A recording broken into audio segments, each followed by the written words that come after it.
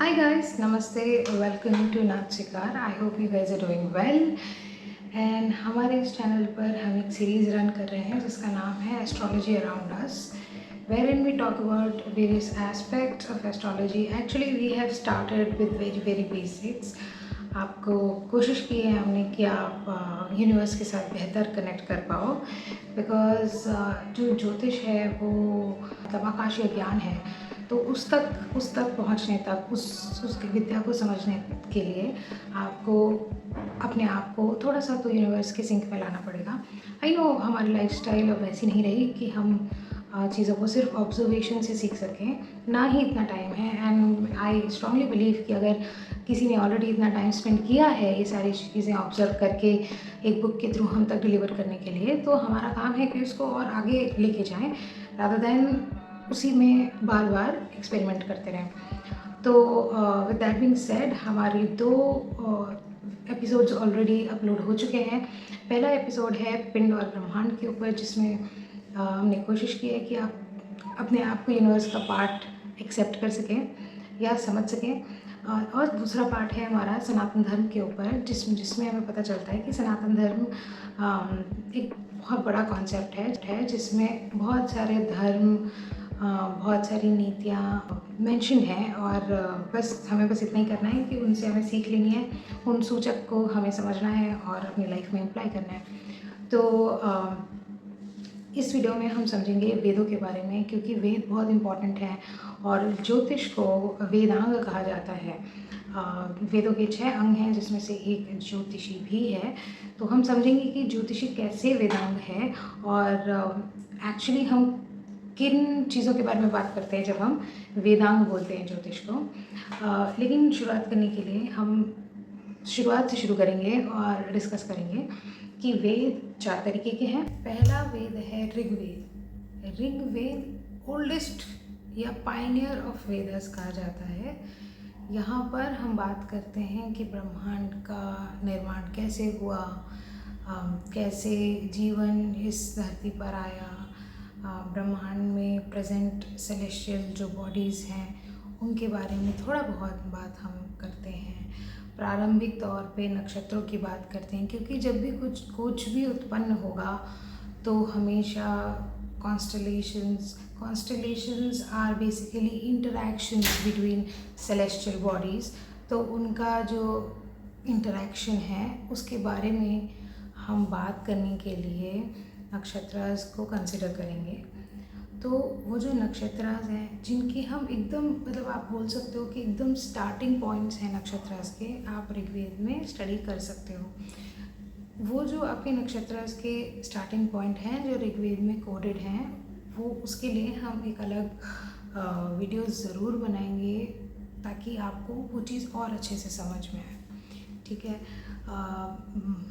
फिर दूसरा आता है यजुर्वेद. यजुर्वेद बहुत सारी क्रियाओं के बारे में बात करता है. हमें हवन कब करना चाहिए, हमें हवन कैसे करना चाहिए, हमें कैसे नियम फॉलो करने चाहिए, क्या क्रिया करनी चाहिए. पहले हमें भगवान को हम अपना जो गोत्र है या हम कैसे बताएं कि हम भगवान जी की आराधना कर रहे हैं, वो सारे जो मंत्र हैं, जो सारे प्रोसीजर्स हैं, वो आपको यजुर्वेद में मिलेंगे. सो मून की जो 2 पार्ट में साइकिल्स हैं, उन्हीं साइकिल्स के अकॉर्डिंग दोनों कृष्ण पक्ष और शुक्ल पक्ष यजुर्वेद डिवाइडेड है. तो हम दोनों पक्षों में अलग अलग तरह से यज्ञ और अलग अलग तरीके से क्रिया कर सकते हैं, उस बारे में बात है. Then if you talk about Samaveda, Samaveda में म्यूज़िक के बारे में बात है, एंटरटेनमेंट के बारे में बात है. आप जब भी म्यूज़िक के बारे में बात करते हैं आप रिदम के बारे में बात करते हैं, और मैंने आपको इंट्रोडक्टरी जो वीडियो थी हमारी उसमें बताया भी था कि जो यूनिवर्स है वो एक रिदम फॉलो करता है. तो वो रिदम में जब आप सिंक में आते हो उसी रिदम में, तो आपको समझ में आता है कि आप उसमें मिल जाते हो, है ना. आपका पिंड ब्रह्मांड में मिल जाता है और आपको अपनी क्षमता से ज़्यादा एनर्जेटिक होने का अनुभव होता है. तो ऐसा होता है ना, जब अगर हम क्लबिंग जाते हैं और वहाँ पे सबका मूड एक जैसा है, तो वहाँ पे जाके हम बोलते हैं, जिसको आजकल के टाइम पे अपन बोलते हैं वाइब सेट हो गई। तो वो वाइब सेट हो जाती है जब आपकी यूनिवर्स के साथ, तो आपका माइंड बॉडी सोल एक अलग ही फ्रीक्वेंसी पे वाइब्रेट करता है। और जिनको हम भगवान बोलते हैं या जो हम सिद्ध पुरुष जिनको बोलते हैं, एक्चुअली उनका जो सोल है वो यूनिवर्स के साथ रिदम में होता है, इसीलिए वो हमसे ज़्यादा एनर्जेटिक होते हैं, जिनको हम सुपर ह्यूमंस भी बोल देते हैं, मतलब not in literal terms, but हमें आश्चर्य होता है ना कि यार हम तो नहीं कर पा रहे, ये सिद्ध पुरुष कर रहे हैं। तो दैट इज़ हाउ, ठीक है। तो उन सारी चीज़ों के बारे में आपको सामवेद बताता है। हम जितने भी राग हैं उनके बारे में सामवेद में पढ़ सकते हैं। हम बहुत सारी अपने प्लैनेट्स से रिलेटेड जो करेक्शंस हमें करनी पड़ती हैं, या फिर उनकी एनर्जी को हमें बढ़ाना या घटाना होता है, बहुत हद तक राग से कर सकते हैं। इसके बारे में आपको डिटेल में लेटर ऑन इसी सीरीज़ में पता चलता रहेगा। हम धीरे धीरे करके एडवांस कर रहे हैं, ताकि if somebody has just started learning astrology, उसको थोड़ा सपोर्ट एक्स्ट्रा में मिल सके कि वो अपना बेस और अच्छे से बना सके।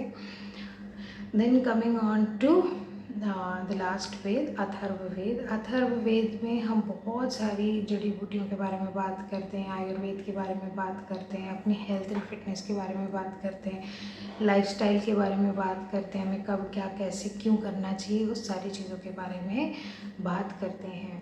तो ये जो विभाजन हुआ है वेदों का, वो 5000 साल पहले एक ग्रंथ हुआ करता था, ठीक है। जो सबसे पहले लिखा गया उसको ऋग्वेद कर दिया, and so on and so forth. तो ये जो विभाजन किया, उसका रीज़न ये है कि आप पिक एंड चूज़ कर सको कि आपको कौन सा वेद पढ़ना है अपनी चॉइस के अकॉर्डिंग। वेद बहुत बड़े हैं और वो बहुत ही कोडेड फॉर्म में अवेलेबल हैं।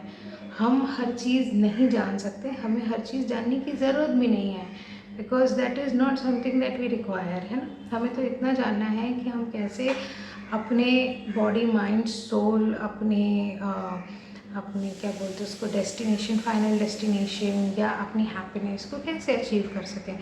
तो उसके लिए हमें सब कुछ जानने की ज़रूरत नहीं है। जैसे जैसे हम सीरीज़ में आगे बढ़ेंगे, आपको चीज़ें और बेहतर तरीके से समझ में आने लगेंगी।